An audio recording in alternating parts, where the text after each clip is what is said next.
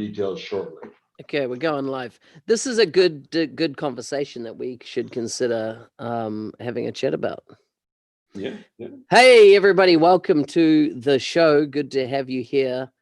You obviously bored and got nothing better to spend your time doing today. Thank goodness.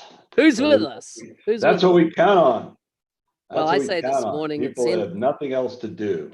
Yeah, it's the end of the day for a lot of people. Yeah, Greg's obviously got nothing to do. John hasn't got a single thing to do with his time at all. Clearly, because he's here.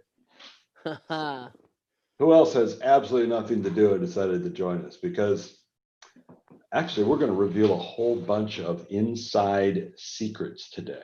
It's going to be well worth your effort to have joined us.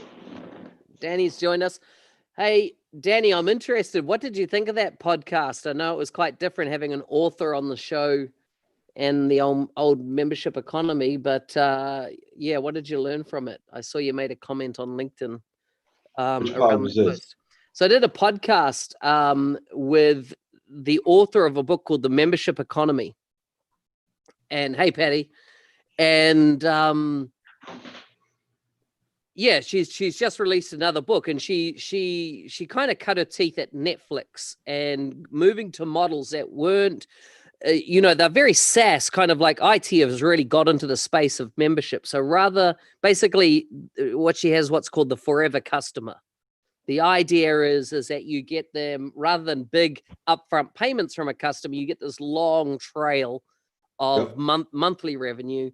And she's written these 2 books about how to do it and how to transition from a traditional business model to this. And one of the chaps in your area, Chuck Ingham, he's started up a new company. He was ex-Tribridge back in the day, and he was the one that introduced me to her, and and said, let's would you interview? Because often I ask at the end of my shows, who do you recommend as a guest? He recommended her, and I was like, she's in San Francisco. She's a highfalutin author.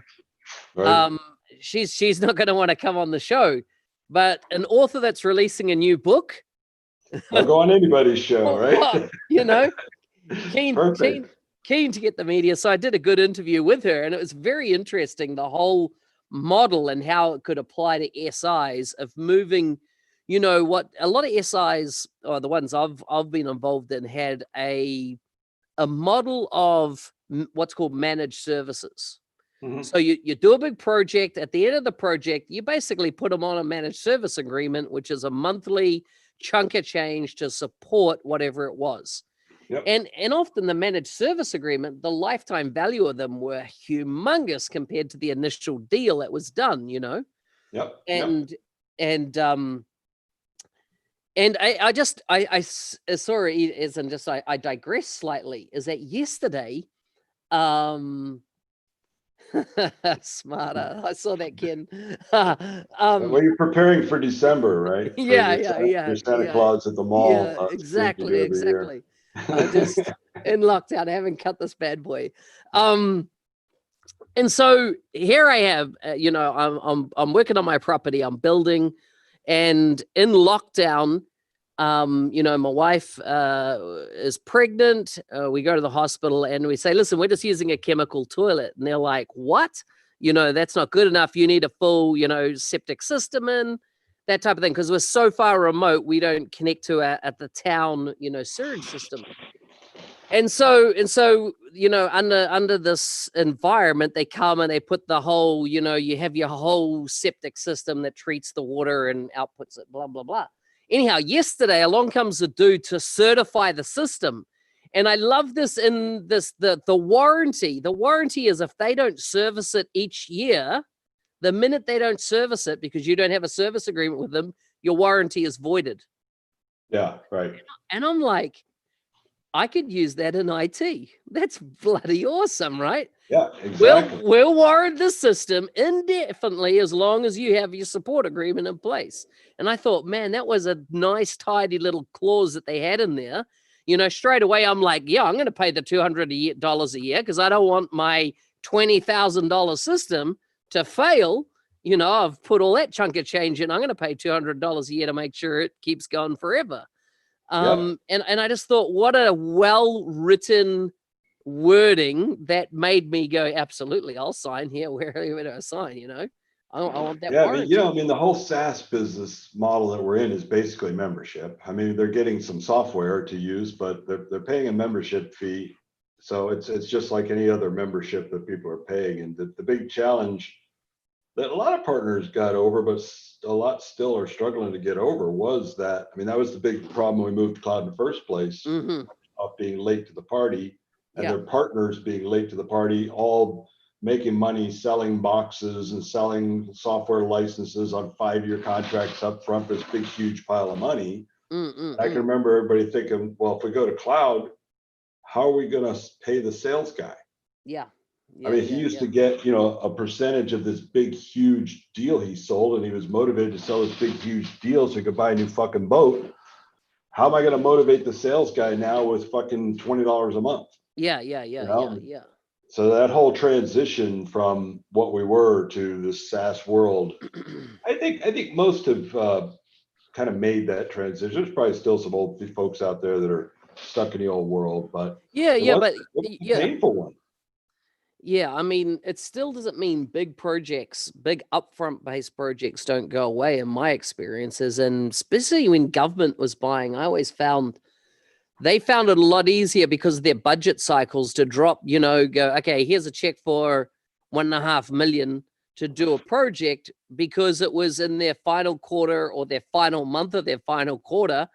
And in government, it was kind of, you know, really weird. If they didn't spend the money, it affected their budget allocation for the coming year.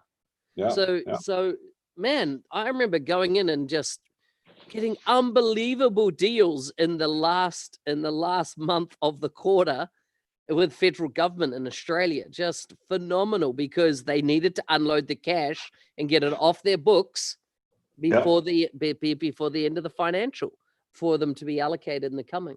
I think I told you, I had an opportunity several years ago with the U.S. military to do a portal. They need a portal, and they had hired a consultant, as they do, to go out and look around for portal stuff, and they'd gotten some pricing for deploying a portal for this particular need. You know, it's like $5 million from some software company to custom build and deploy this portal. And they told her, we don't really want to spend $5 million.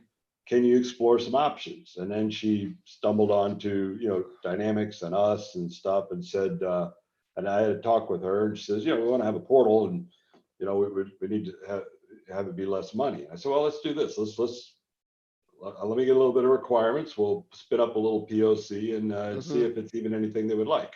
And we did, and they all looked at it, and they were like, yeah, that's exactly what we're talking about. This is perfect. And it's backed by Microsoft, and it's you know, blah, blah, blah, blah, all these wonderful reasons why they're going to go forward. And they asked us for a price.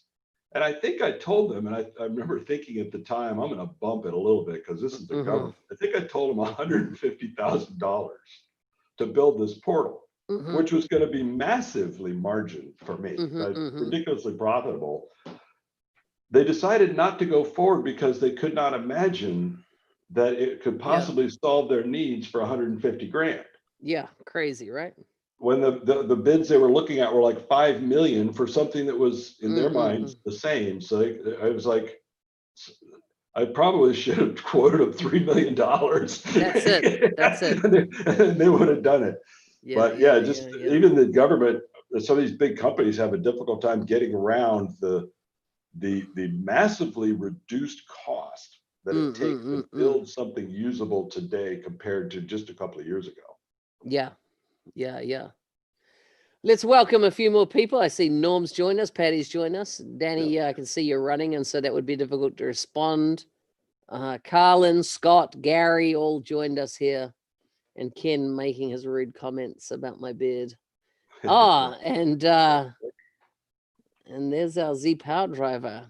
And exactly. I'm gonna start selling bicycles. Yeah, I mean, but did you see his motorcycle he got on his birthday? Man, amazing. Z Power driver. Oh yeah? Yeah. I'm a recent new motorcycle owner myself. Yeah. Wow. Man, his wife bought him it. I'm like, Wow. impressive. Hey, Allison, how are you? It's I've been having a very, ton of very fun. impressive. I'm out on that bike at least 2-3 times a day. I go out in the morning before I start work. There's the longest sidewalk in the U.S. uninterrupted sidewalk is here in Tampa Yep. along Bayshore Boulevard along the bay. It's, I don't know, 13 miles or something like that. Mm-hmm. But it's a nice, cool drive right down the bay. I do that every morning. I'll go out at lunch on the bike for a little while, and I'll go out after work for a little while. I mean, I'm riding that thing all the time, all the damn time. I'm definitely going to die soon. The odds are against me. I'm on it too much. Car just sits there in the garage. Eric, how much are you using yours? As in, it looked pretty impressive. And I'm not sure. Allison, do you have a motorcycle as well? Do I have that right or wrong? I'm not sure. Let's change this into the motorcycle show. I don't have a motorcycle, and I don't have an appetite for one either.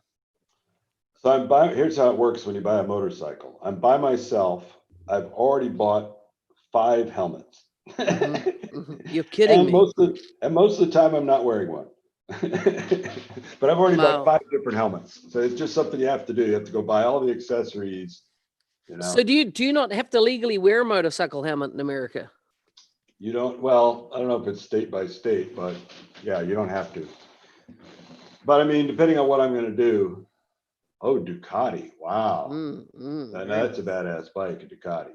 I'd love to, I'm more into the bobber type of, I don't want one of them little speedster bikes. I don't need anything I was in motorcycle class, and there was a kid there who was complaining that the bike he bought would only go 170 miles an hour.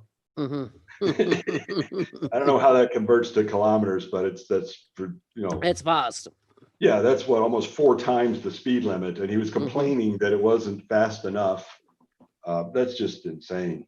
Yeah. Crazy. So did we talk about my chat with Alyssa on the last episode, or had I not done that? You mentioned that you just had a chat, but you didn't really go into any detail, and I've listened to the podcast now. Wow. Patty wrote 3 off within 4 months. Then he switched to skydiving. That is crazy. Is crazy. So I listened to the podcast with Alyssa, and I found it very interesting. And actually, I will bring up an email that we've had from a listener, Mark Woolnick, emailed in and following our last recording said, guys, here's his feedback from the show. Is Mark on, by the way? I'm not sure. Mark, if you're on, say hi. Which he said he catched up while he was doing a run, and he said, I'll take the bet for the bear from Mark around live conferences is dead right now for sure. No, there's Mark. He's here. He's here. And I was like, and networking is his fundamental reason for it.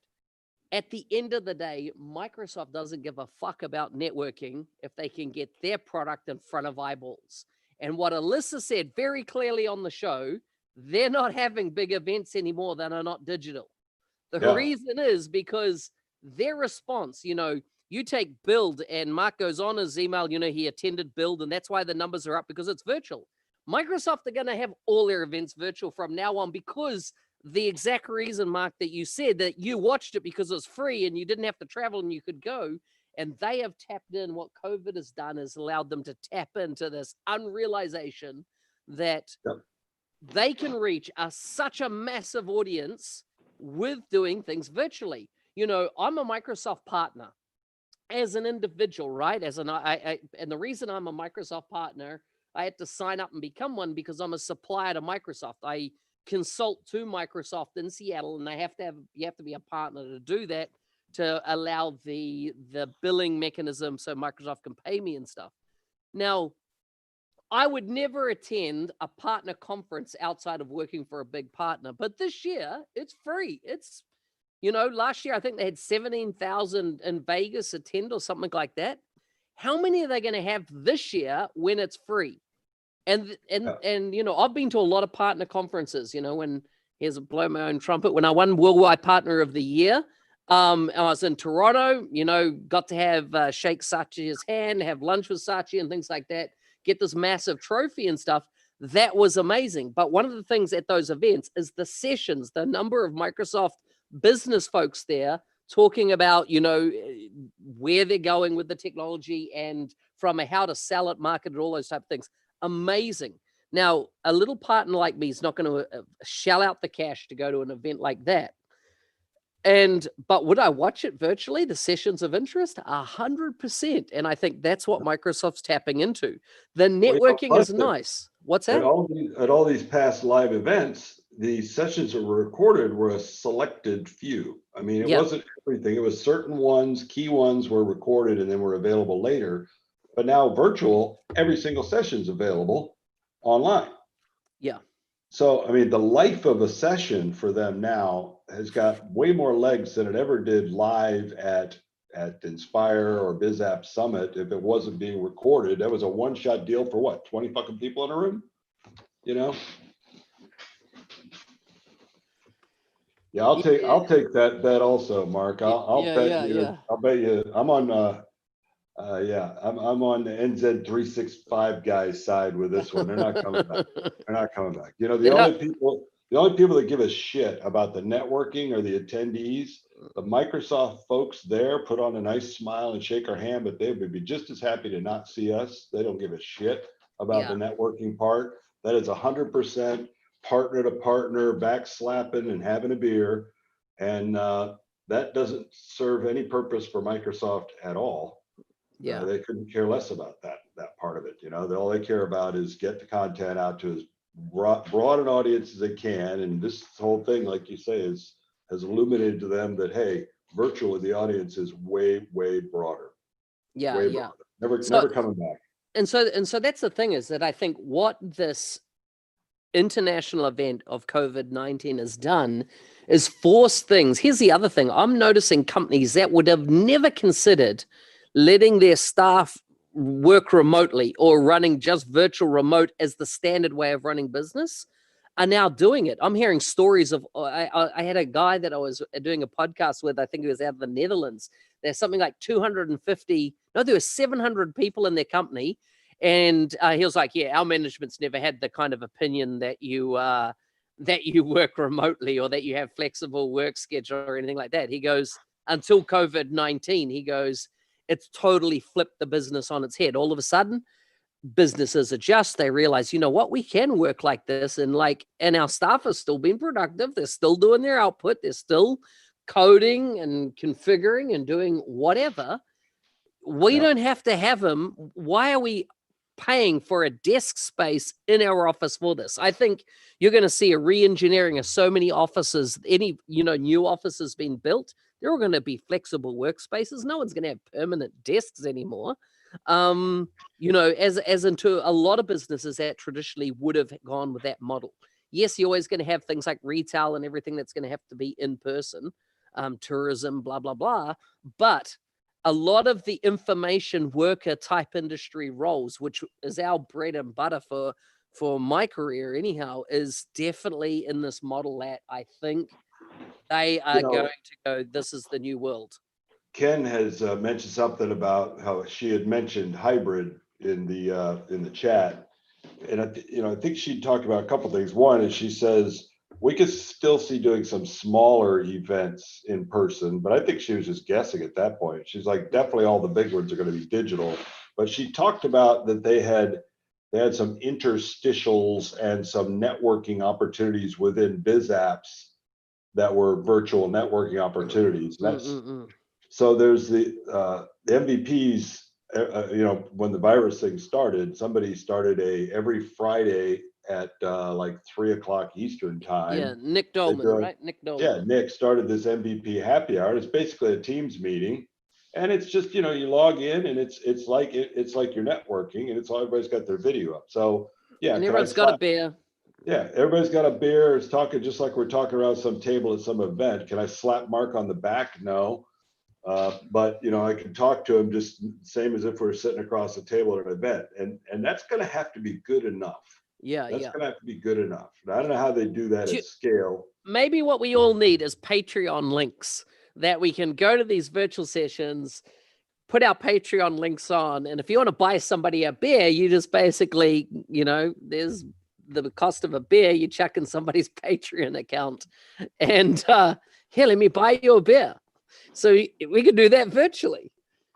Yeah, yeah. I think what will be missed will be the going to a networking event and meeting somebody that you didn't know before because you just walked up to some little table and some person sitting there and you just strike up a chat. To be honest, and maybe it's because I'm an asshole, I've never struck up a chat with anyone in that scenario that ever turned out to be anything for me.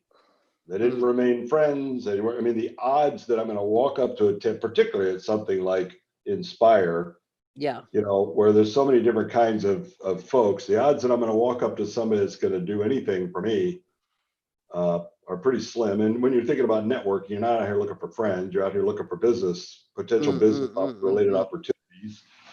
And so what ended up happening with me, with my networking, just like you, we go hang out in our little group. We'd all be huddled. You go to the big conference and everybody be huddled in their little tribes, Well, now that tribe just moved to, a virtual meeting of the same tribe. Yeah, yeah. So interesting what Ken's they're saying about the, doing a ski resort. I was having a podcast this week. I actually did 2 podcasts with long-term MVPs. One was Gus Gonzalez, and the other one was Andrew Batanko. And and Andrew was saying to me that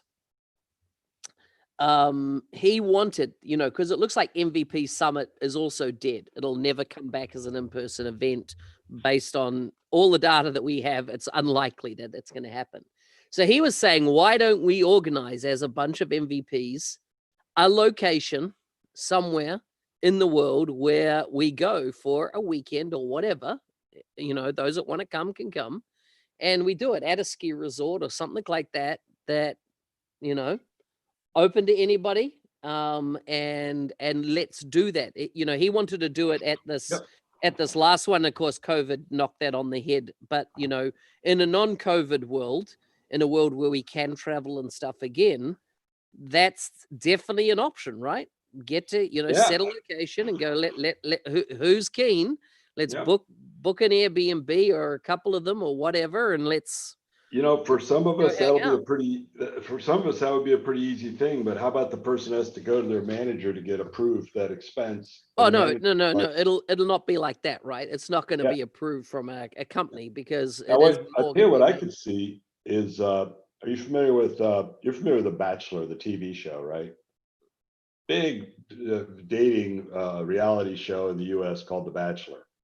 Well, obviously TV is a virtual event. You're watching it on a screen. They have these things called bachelor parties. Where all these women who are all friends will go meet at some gal's house or possibly at some pub, and they'll all watch this TV show together. Oh, I thought you were going to say they get a stripper in. No, but they'll all come together in person at a small venue. And then watch this thing that they all have in common. And I could see for like BizApp Summit, I could see some locally coordinated, hey, let's all meet at this pub and watch this thing in areas where there's a high enough concentration of people. Almost like Dynamics 365 Saturday, everybody come in and sit here and watch this event. But it's not going to be a Microsoft sanctioned thing. It's going to be grassroots. I see there's a big D365 Saturday event coming up. Well, I see a bunch of MVPs speaking at a big virtual event. Have you seen that? I saw something about it. Is that the one Whitman's talking to? Yeah, I think so. Is that Dynamics Focus? We're just talking about, before we jumped on the call, Cecilia Flombaum. What's she working on? Why did Cecilia Flombaum's name come up? What are you working on with her, Steve? I heard you got in touch with Googs around something. IR, internal rights, internal user IUR for ISVs. Yeah, because right now, ISVs, unless you are an SI, really, you don't really have a way to get IUR short of getting a competency, which really targets SIs, not ISVs. But ISVs need IUR. I mean, they need these things to build their solutions on. They shouldn't. I've got one of my ISV friends who told me he's spending $90,000 a year on Microsoft licensing for platforms to build his solutions. Well, that's just insane. I mean, if you're going to build on Microsoft's platform a solution that can only be sold with a Microsoft license, the least Microsoft can do is give you access to the platform at no cost. Otherwise, they're kind of double dipping.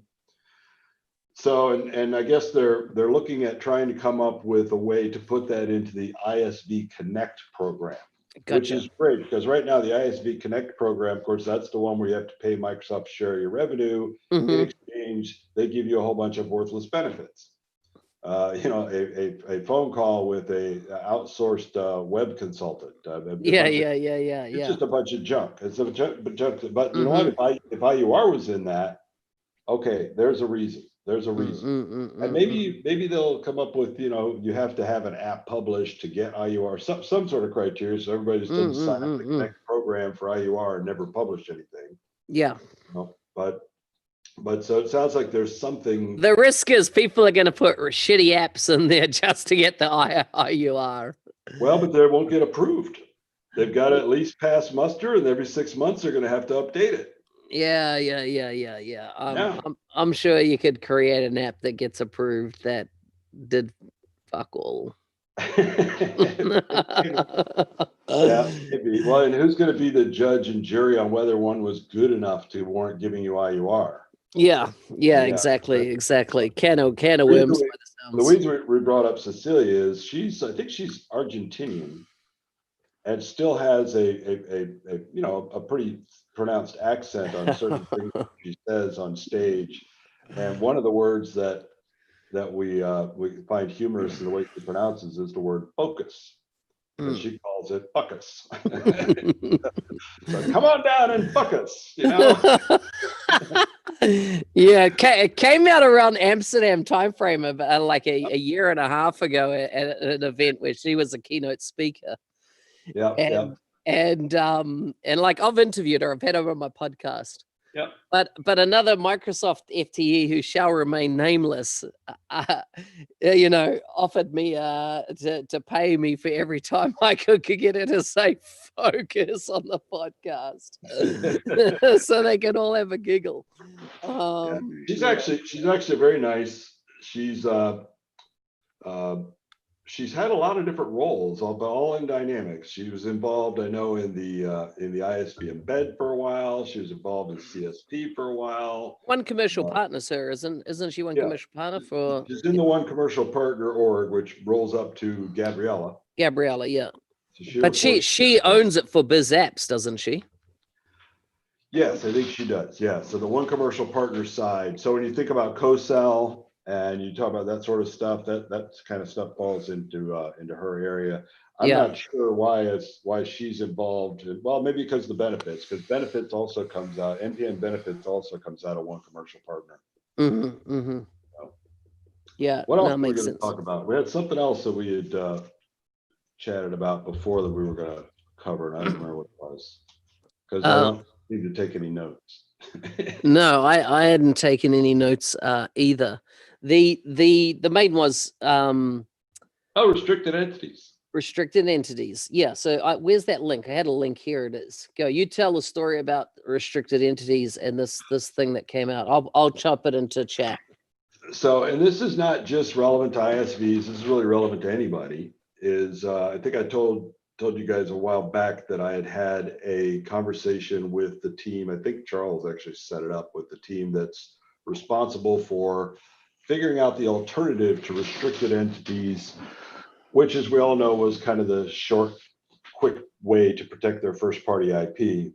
And essentially what they came up with is what we all kind of assumed they would come up with is, instead of restricting tables, they're going to draw a horizontal line and restrict logic to first party apps, but the tables will be fair game. Yeah. But in that conversation, it was pretty obvious that the only scenario they were picturing was a customer has Dynamics and wants to build some Power Apps satellite around their Dynamics, wants the Power App user to be able to access, say, to be able to create a case and not trigger a customer service license, wants to be able to do it just with the Power Apps license. Yeah. So this removal of the restricted entity will enable that scenario where you could build a Power App and put somebody on a, it's basically a $10 app pass with a Canvas app that could create cases. The challenge will be that the creation of that case is not going to be allowed to trigger any kind of logic on its own, because the logic, and this is part of the problem they're having, is that there are certain things that just by their happening trigger some logic, and they've still got to kind of unpack some of that, just disconnect some of that stuff. But that'll open things up quite a bit for Power Apps where D365 exists. The scenario they had not contemplated, and that the one I really cared about, was what if they start with Power Apps, and we want to build a Power App for this company that's going to grow, and maybe at some point they're going to want to move to enterprise sales because they love all that sales insight stuff. But they started with a Power App, and some partner who shall remain unnamed, like me, build a custom opportunity. And then now they've got thousands of opportunities in this Power App that I'm building as custom opportunity, and they want to upgrade. Well, today that's a migration. There's nothing else that can be done. You got to migrate. Partly because you can't upgrade a vanilla platform to a first-party app platform. You can't upgrade it. You can start it that way, but you can't upgrade it. And of course, partly because I put all those opportunities in a custom entity because I didn't have access. I didn't have access to the out-of-the-box schema to be able to build it on that entity. Which I think is the most common scenario that anyone's going to need, or why they need the entities. With SalesSpark, we had the same scenario. We, by default, didn't use the opportunity or the lead entity. And very quickly, we had customers asking us, hey, we want to track the outcome right the way through to the opportunity. And so, but we didn't want to build a CRM system, right? Microsoft already had a CRM system. So we wanted to go, hey, we will hand off from this point and dump it into the opportunity table because it's become an opportunity that you want to track through, and then those with sales licenses. But there was no model for that. There's no ability to go, hey, I just want to dump some data in the opportunity entity table, or I want to start something as a lead and take that through. That's not there. And that's the opportunity that I see that Microsoft really needs to solve or make available to folks. Well, and that is being worked on. So one of the things that the link you put in there is actually to the schema, right? The CDM for Dynamics. So that and of course neither Mark nor I are technical enough to know how to install it from that, because I was looking for like some unmanaged solution I would install in my vanilla CDS that would drop in the opportunity entity. And apparently it requires some more coding than that, or knowing what you're doing. But that's apparently where it is. So you can absolutely add those entities now to a vanilla CDM. But isn't there some schema, right? There's no logic. It's just a schema. Yeah, but isn't there some database or some namespace conflicts that you're talking about? So the challenge right now with going that path, installing that schema from GitHub, you've got the same schema as the sales application. Build your app on that. But there's something to do with different namespaces that would keep you from just being able to upgrade. But some of this still has to do with this disengagement of the applications from the platform, which is not 100% complete. Right. Which is why we can't upgrade a vanilla CDS to, say, Dynamics sales. We can't do that today because of that. So the platform is provisioned without some things. When you provision with a first-party app, it puts some things in the platform instead of on top of the platform, and that's the problem today. Is they're still working on detangling those two things, but it's been promised that it's coming. And from the highest levels on the team there, I heard this is a priority. So we can look forward to that happening someday. If anybody has any questions about any of that stuff, throw them in the chat. If you really don't give a shit about any of that stuff, let us know in the chat. We'll change the subject to something else. I'm kind of exhausted on that one anyway. It's good. I've just gone and put the link in there to the PowerApp Live question. This link is for when during the week you come up with a question you think, you know what, that'd be interesting to have a discussion on air about. Just use that. It's a WhatsApp group. It comes through to us. So both Steve and I and whoever else join that WhatsApp group, of course, can see the question and we can chime in and raise it in the session. Yeah. Might not necessarily answer everything that's thrown in there before the show, but we'll certainly look at it to cover those during the show, because I noticed before stuff kind of pops up throughout the week and I don't have the bandwidth to be sitting there answering stuff. No. We'll go through the list when we're on the show and elicit feedback from everybody about it. I think that's. Yeah, I mean, sometimes I will respond, but mainly that's just to make fun of something you said that was really stupid. See, Eric's just bouncing. He's probably going to go ride his motorcycle. That's what I'm going to do as soon as let me see. We got 25 more minutes of show, and I will be on the motorcycle in 30 minutes from now. Wow. It's a beautiful day out. We had a hurricane in the Gulf of Mexico. Crapped up our weather for the weekend, but it's all good now. Well, we this weekend we're experiencing the highest high pressure since the 1800s in New Zealand, which is when they first started recording, air pressure bits and pieces here. And so yeah, apparently what it means, dry, right? It makes it really dry and really cold. Yeah. They're predicting negative 15 degrees Celsius, which I don't know what that is in Fahrenheit for you Americans. Cold. But that's, yeah. Like for example, if a negative 15, 0 is freezing, 0 degrees Celsius is freezing point. We don't have freezing, as in like in winter, middle of our winter, where I live, it'll never reach 0. Very unlikely. If it did, it would be, maybe one night, that it would do that. So no snow, maybe a frost. But yeah, this is going to be an anomaly of a weather condition. And so, it's going to be interesting to see how cold it gets, whether we will really reach that negative 15 that they're predicting. Yeah, I saw Julie Yak, who's in Colorado, mentioning something about 20 inches of snow coming at this time. We're in the beginning of summer here. Wow.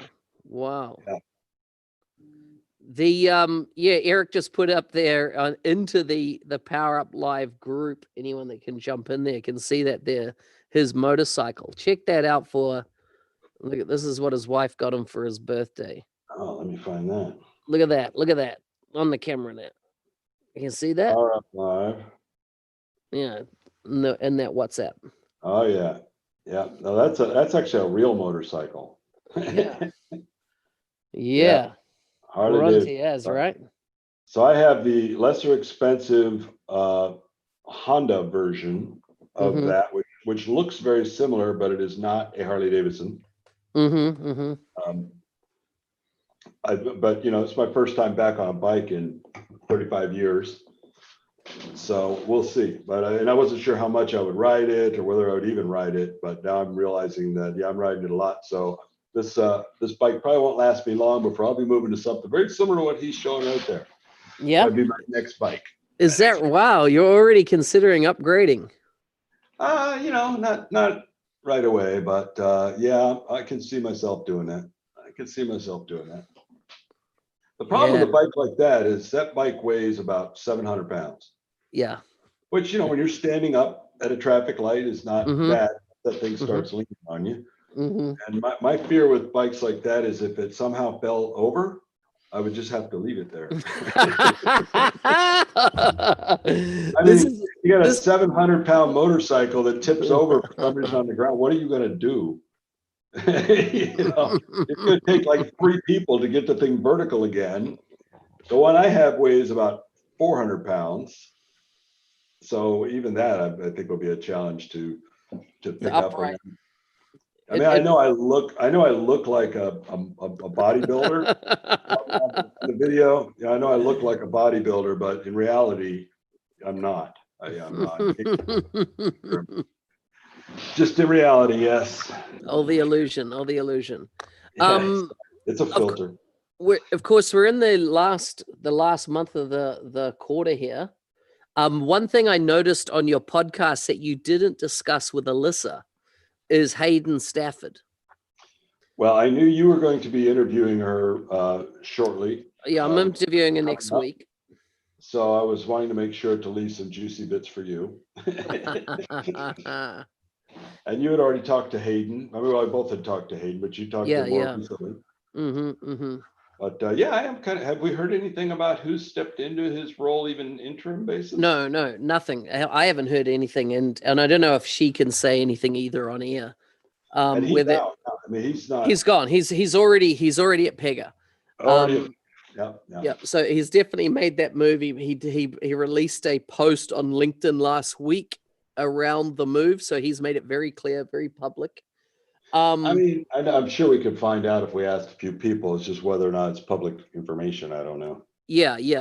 And so here, it wouldn't take much to find out, because I'd find somebody in the reporting line up to that role pretty quickly. So here's the interesting thing, which I found, I suppose, surprised me the most about Hayden moving on, is that last year, and so we're talking at FY19 financial year.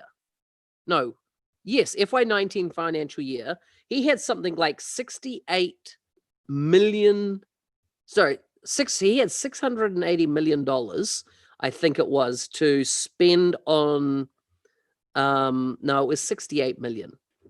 Yeah, that makes more sense. It was $68 million he had to spend on developing Microsoft Business Application sales worldwide. So that meant those were FTEs and resources around the globe that sold Microsoft Business Apps. In the interview with me, which went live in January, he said that is it Amy, the head of finance at Microsoft? Yep. Amy Hood. She had contacted him and said, we're going to increase that considerably. And I think they increased it to $250 million.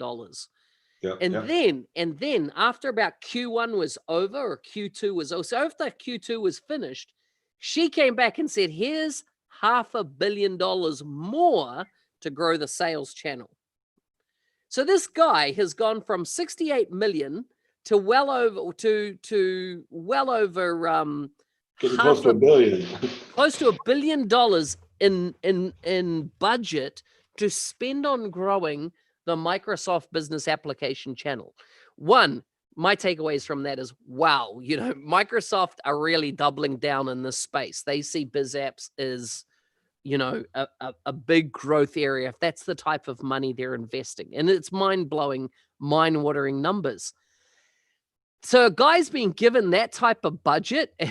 What the heck did Pega offer him to go over there? Well, my takeaway from that is a couple of things. One, you give somebody a buttload of money to go make something happen, there is an expectation that that's gonna fucking happen. Yeah. I remember one time a few years ago talking to a guy who had a $250,000 budget to spend, which is obviously those kind of numbers, but he was down in the trenches. He had $250,000 to spend to make, I can't remember what it was, happen at the time. And I remember him calling me up and said, hey, I want to get you involved in this program. And, I got 250 grand to invest to make X, Y, Z happen, whatever it was. And I'm like, oh, okay, well, how are you thinking about doing that? He says, I have no idea. Basically, what he wanted to do was to give me the 250 grand. Yep. So that I would fail in meeting the objective instead of him. Yeah. I mean, it was really literally, because there are some problems that pop up and you're thinking, that's not solved by money. There's no $250,000 is not going to solve that particular problem you have. Throwing money at it isn't going to fix it. Somebody had given him some money to throw at solving this problem that money wasn't going to fix. And he was basically trying to kick the can down the road to me and say, here, you take the money and go fix the problem. So that way he could have said, hey, I gave it to, to Steve and that partner, they just let us down. You know what I mean? Yeah. So I actually said, no, I don't want it. I was like, I don't want that money, because I knew the same thing. There's an expectation when you take this money. Yeah. And Hayden was given a lot of money, and there's an expectation. Yeah. I mean, we hear about sales growth in biz apps. Well, no shit, you're spending that much money on a sales organization. You're going to create some growth just through brute force. Whether that growth is yet offset was spent to get it, I don't know. And whether or not maybe Hayden failed to live up to the expectation of that investment. One thing I find interesting is a lot of people, myself included for a long time, didn't understand the difference between $1 million and $1 billion, right? And so, like, I just Googled, what's 1 million seconds in days? 1 million seconds. So I'm converting it to time. It's 11.57 days. That's 1 million seconds. About a week and a half. Yeah. What's 1 billion seconds? I won't go for days. I'll go for years, because days are too big. It's 31 years. So when you consider 1 million to 1 billion, it is just, there's no comparison, man. 31 years is 1 billion seconds. This is what blows my mind between a million and a billion, is it is a phenomenal difference. So think about this also. Now I know you in the past have gotten MDF dollars from Microsoft for various things. Yep. Right, and this is where you basically can apply to Microsoft to, hey, I want to run a program to do something, and I want you guys to pay for it, and they'll look at it. But one of their criteria was, what was it, like 10x? Yeah, it's generally 10x. Yeah, 10x the investment. So if we give you, Steve, $10,000 to run a campaign, we expect that will generate $100,000 worth of revenue for us. Well, you always said yes, and they never went back and looked to see if it actually did. So I don't know why, but it was. They did start going back and looking. You had to put a tracking code when you lodged the deals with Microsoft. And of course, yeah, but nobody ever looked at it. No, but that tracking code was then used on every deal, right? Well, I don't think I ever had anybody come back to me later and say, "Hey, listen, we gave you that money, and it doesn't look like it panned out." I don't think I ever had anybody, when I went to ask for more money, say, "You know what? The last time we gave you money, it didn't really pan out." Never happened. It was like. But so you got to wonder if they expect a 10x return on investing some money in a partner to go sell shit. Yeah. Internally, I'm sure they're not expecting 10x on that billion. There was an expectation of something X on that billion. Yeah, right? yeah. You don't spend $1 billion to get $500 million. You spend $1 billion to get some multiple of that in return. Yeah, I think a lot of businesses do, though. Oh, yeah. $1 billion to get half a billion return. I mean, if you take several zeros off, I've done that myself a few times, invested in some marketing motions or some things that, ended up generating half of what they cost me. Like those lessons learned, man, I wish I could go back and get every dollar I wasted. Danny, I wish I could go back and get every dollar I wasted last month. Danny has asked here, Mark, how is the current market doing in New Zealand? I read all the restrictions are now off. Is the market picking up again? Yeah, well, as of yesterday, our country moved to level 1, which is this COVID-19 system was put in place, a 4-level system. Level 4 was total lockdown. You're not allowed to leave your home unless it's for a medical reason or to get groceries, and you'd be stopped by police, etc. if you did, leave beyond that. Level 3 then allowed us to leave our home, but you had to travel only within your vicinity. In other words, you weren't allowed to go for an hour's drive away from your property or anything like that. And And you're to be fair, there's nothing within an hour drive of your property, so you're no, not getting any of the benefit of this.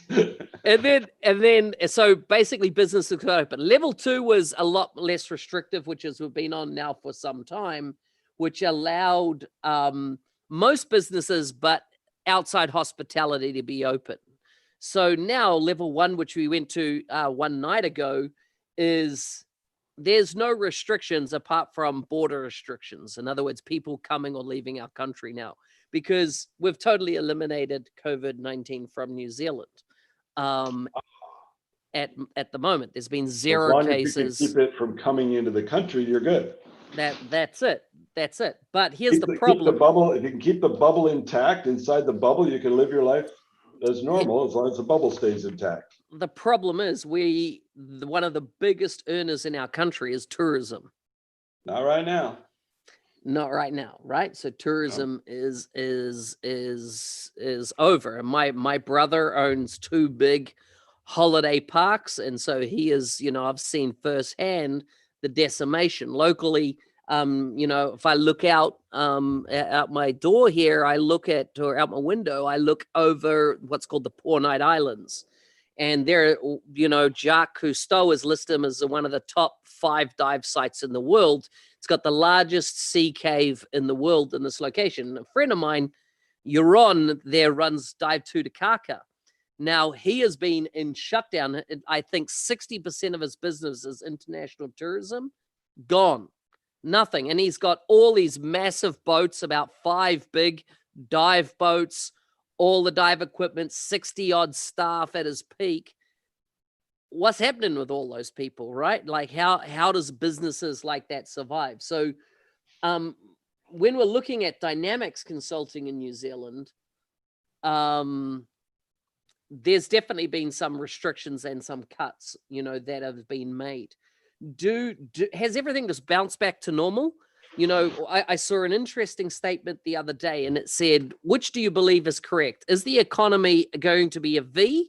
Is it going to be a U, or is it going to be an L? And how it comes back. So V, we plummeted quickly, bang, we'll come up quickly. U is, it's going to be a slow rise back up, or L is, we're fucked. It's going to, the ass has dropped out of it, and it's going to stay dropped out of it for the future. First up, I said, we're going to go V. We're hit hard. We're going to bounce up hard.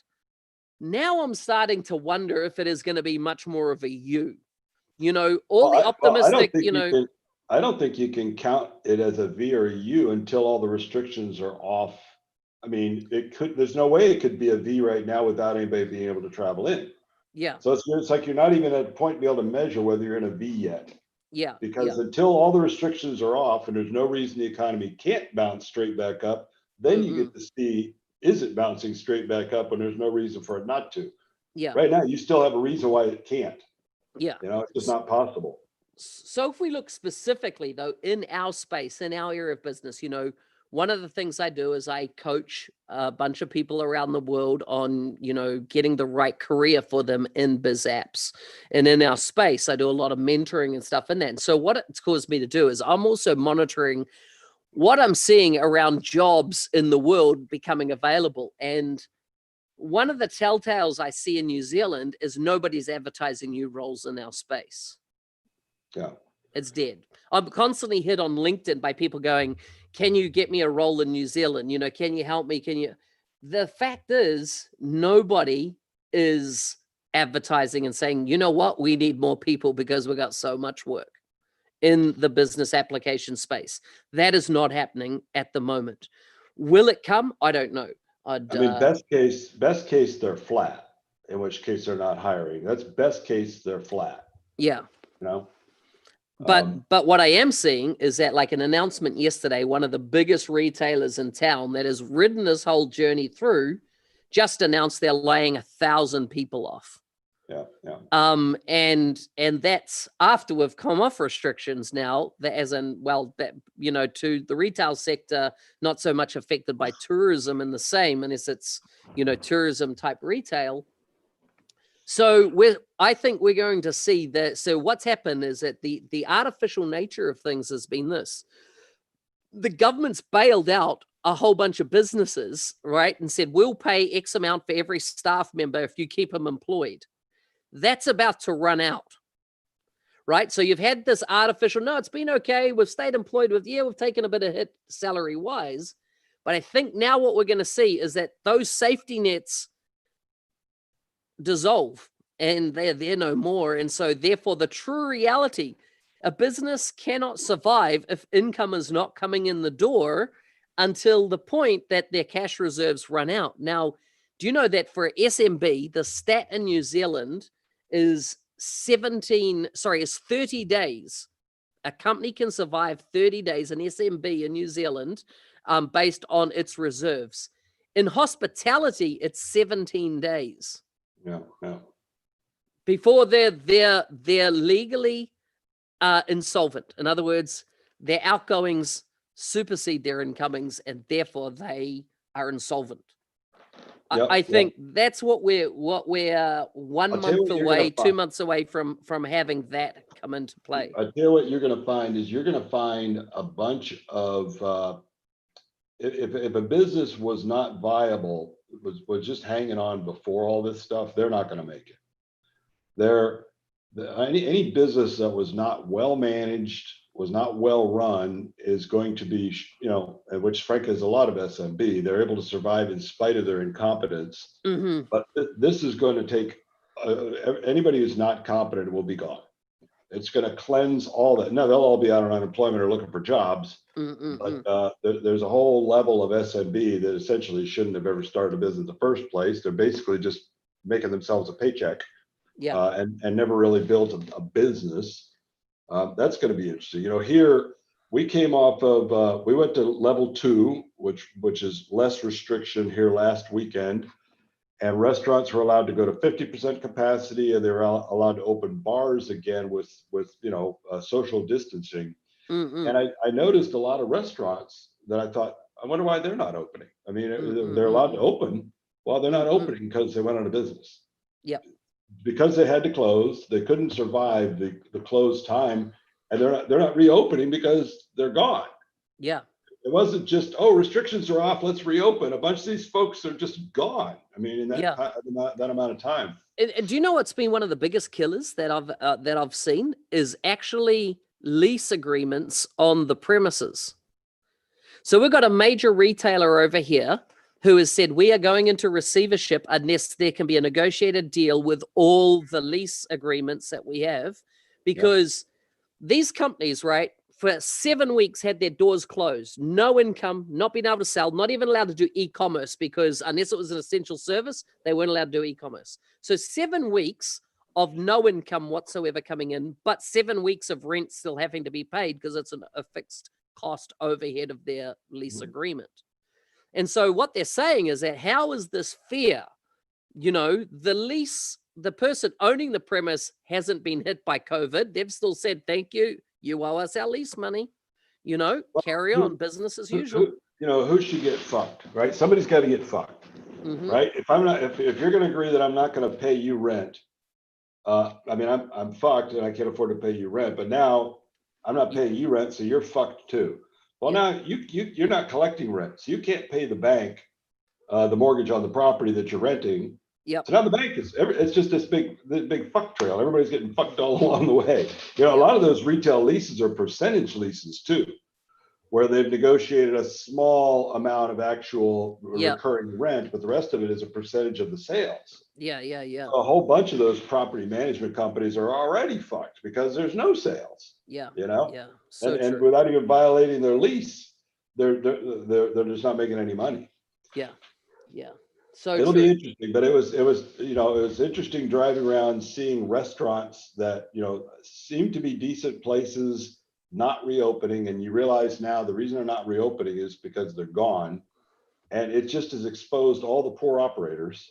I mean, frankly, it's not necessarily poor operators, because if you take something like hospitality, right, it works on foot traffic coming in the door, booking tables, booking food. That's the business model. It's worked for years and years and years until you have no customers. I don't think can necessarily said always that it's bad business administration, Right. right?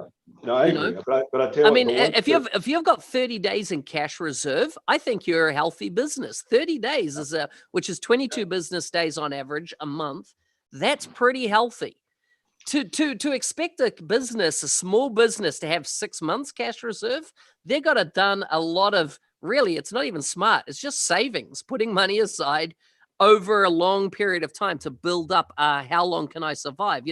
I read somewhere at some point Microsoft had the ability to operate for 18 months just on cash reserves. If they had no income, they could still pay staff and carry on. They're the biggest company in the world, right? yeah, To get right. to that point. I would definitely agree that even a exceptional operator has at risk and has suffered. Yeah. But clearly, the poor operators are all going to get. Yeah, totally. Yeah, they don't. Totally. They don't have a chance. They don't have a Totally. chance. All righty, Steve. You've said enough. Let's tune out. I Let's. said enough. Thanks everybody for joining us. Hope you enjoyed the time today. Remember, use that WhatsApp and let us know if